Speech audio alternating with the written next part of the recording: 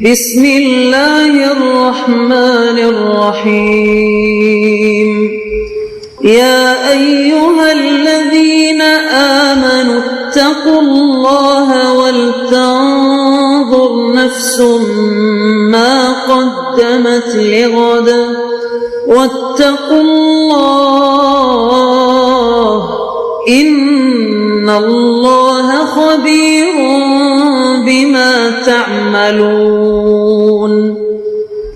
اے ایمان والو، اللہ سے ڈرتے رہو اور ہر شخص کو دیکھنا چاہیے کہ اس نے کل یعنی آخرت کے لیے کیا سامان بھیجا ہے، اور ہم پھر کہتے ہیں کہ اللہ سے ڈرتے رہو، بے شک اللہ تمہارے سب اعمال سے خبردار ہے۔ بسم اللہ الرحمن الرحیم، الحمد للہ رب العالمین، والصلاة والسلام على اشرف الانبیاء والمرسلین وعلى آلہ واصحابہ اجمعین ومن تبعہم بإحسان الى یوم الدین۔ قابل صد احترام حضرات شائقین و شائقات سچا پیغام، السلام علیکم ورحمۃ اللہ وبرکاتہ۔ آج کی محفل میراث النبی کے نورانی پروگرام میں آپ کا استقبال ہے۔ اہلا و سہلا مرحبا۔ ہم آپ تمام حضرات و مستورات کا خیر مقدم کرتے ہیں۔ محترم حضرات و خواتین، تعلیم کا آغاز ہو رہا ہے۔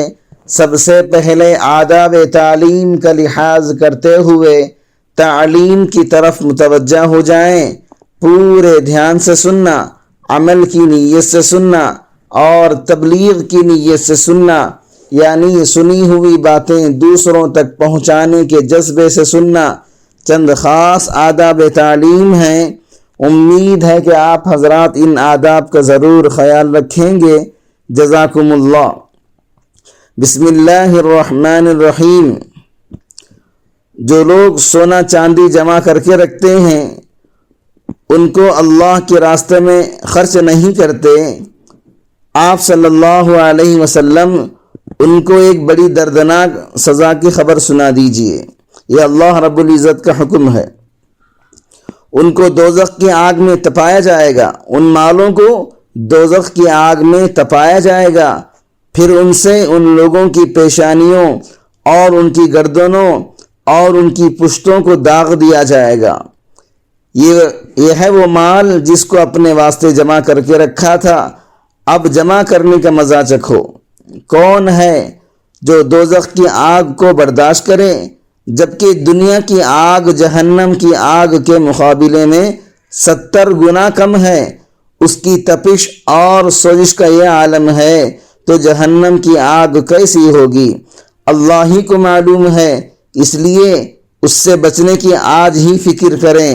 سونے چاندی کے زیورات جو مستورات استعمال کرتی ہیں، ان میں اکثروں پر زکوٰۃ فرض رہتی ہے، مگر زکوٰۃ ادا کرنے میں بڑی سستی اور کاہلی کرتی ہیں، بلکہ اکثر تو ادا ہی نہیں کرتی۔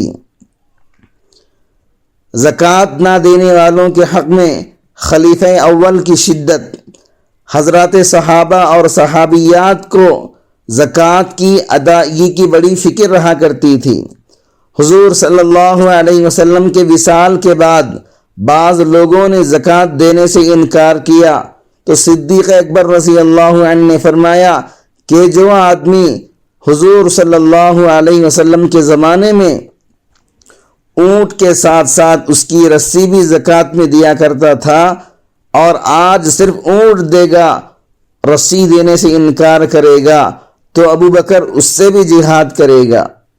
اور فرمایا واللہ لأقاتلن من فرق بین الصلاة والزکاة، بخدا جو آدمی نماز اور زکوٰۃ کے درمیان تفریق کرے گا، ابو بکر اس سے قتال کرے گا۔ صحابہ کرام کی بڑی جد و جہد اور بڑی قربانیاں رہی ہیں اسلام کو پھیلانے میں۔ اگر ان معزز ہستیوں نے اس خدا کی دین پر محنت نہ کی ہوتی تو اسلام صحیح شکل میں ہمارے پاس نہ پہنچتا۔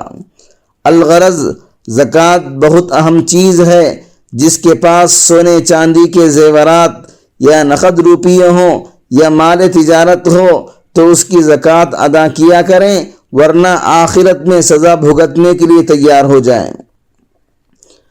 حضرت ابو ہریرہ رضی اللہ عنہ کی روایت سے معلوم ہوتا ہے کہ وہ مال جس کی زکوٰۃ ادا نہیں کی گئی وہ قیامت کے دن گنجے سانپ کی شکل میں آئے گا، اور زکوٰۃ ادا نہ کرنے والے آدمی کو اس وقت تک تلاش کرتا رہے گا جب تک کہ اس کو ڈھونڈ کر ڈس نہ لے اور اس کی انگلیوں کو کاٹ کر نگل نہ لے گا۔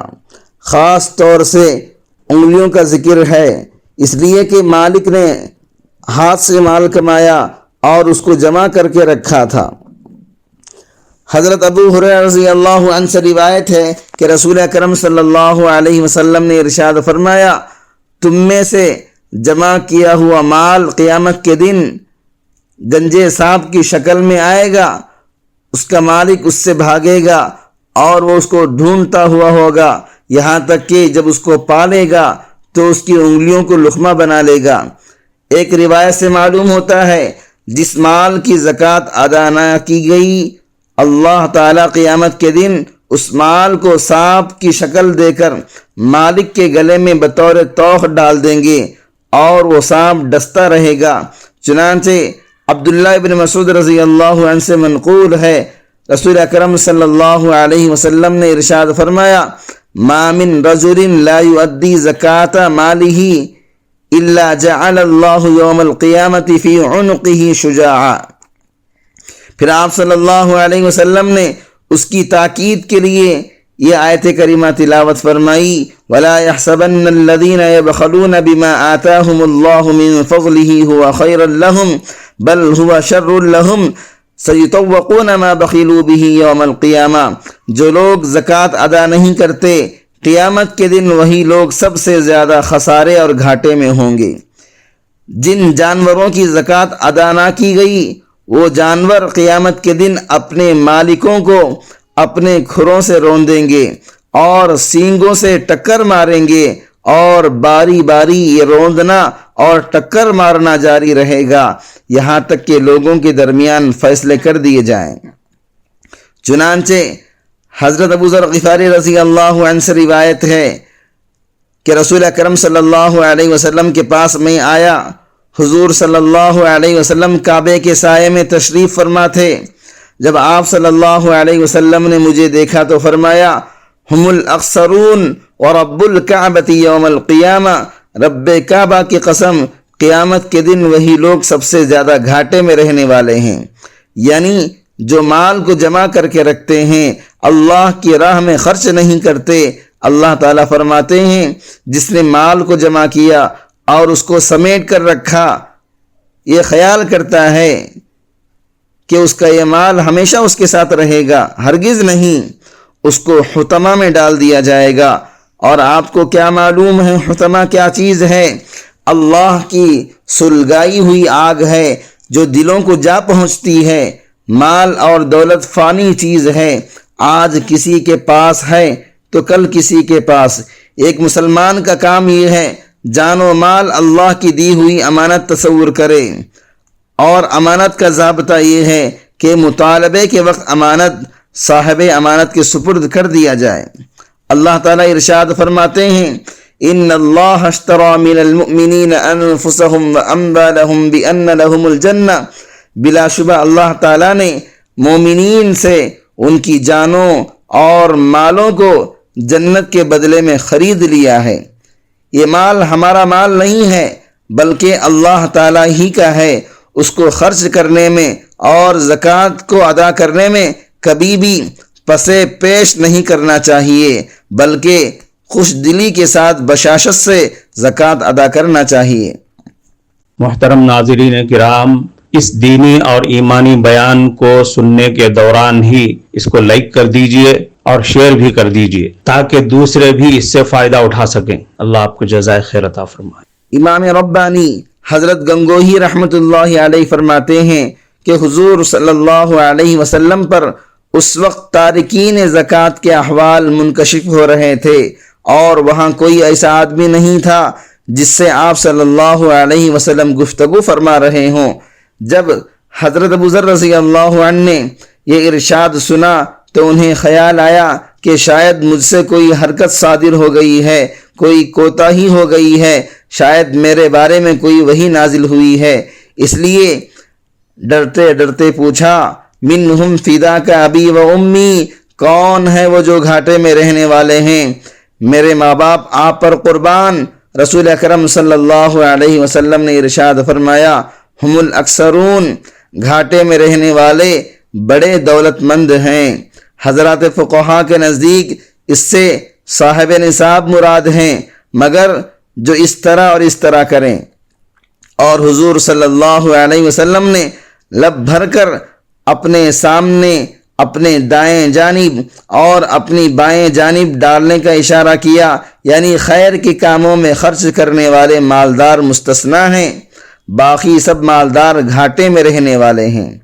پھر حضور صلی اللہ علیہ وسلم نے ارشاد فرمایا، کوئی آدمی نہیں مرتا اس حال میں کہ اس نے اونٹ، گائے اور بھینس چھوڑی ہوں اور ان کی زکوٰۃ نہ دی ہو، مگر وہ جانور اس کے پاس آئیں گے قیامت کے دن دنیا سے زیادہ بڑے بڑے اور موٹے موٹے ہوں گے، اور وہ اس کو اپنے پاؤں سے روندیں گے اور اپنے سینگوں سے ماریں گے، ٹکر مارتے رہیں گے یہاں تک کہ لوگوں کے درمیان فیصلہ کر دیا جائے گا۔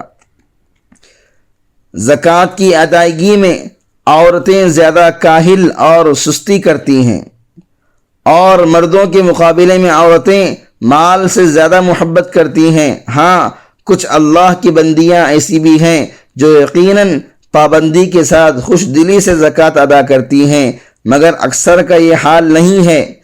اگر شوہر عورت کی طرف سے زکوٰۃ ادا کر دے تو ادا ہو جائے گی، لیکن اگر شوہر زکوٰۃ ادا نہ کرے تو باز پرس عورت سے ہوگی، نہ کہ شوہر سے۔ اس لیے اگر زیورات کے علاوہ پیسے نہیں ہیں تو زیورات بیچ کر زکوٰۃ ادا کریں، مگر افسوس کہ اللہ کے رسول کی بار بار تاکید کے باوجود عورتیں زکوٰۃ ادا نہیں کرتیں۔ لمبی لمبی تسبیح پڑھنے والی حاجی نمازی ہیں، وہ بھی زکوٰۃ کو ادا کرنے میں سستی کرتی ہیں۔ اللہ تعالی ہم سب کو اپنی مرضیات پر چلنے کی توفیق عطا فرمائے، آمین۔ معزز شائقین و شائقات سچا پیغام، آپ کو اندازہ لگ گیا ہوگا کہ یہ مضمون کتنا اہم ہے اور کس قدر فائدہ مند ہے۔ کم سے کم درجے میں سوشل میڈیا کے ذریعے سے بھی ہم اس کو زیادہ سے زیادہ شیئر کریں گے تو دعوت کے فریضے کی کوششوں میں ہم بھی اپنا کچھ حصہ ڈالنے والے بن سکتے ہیں۔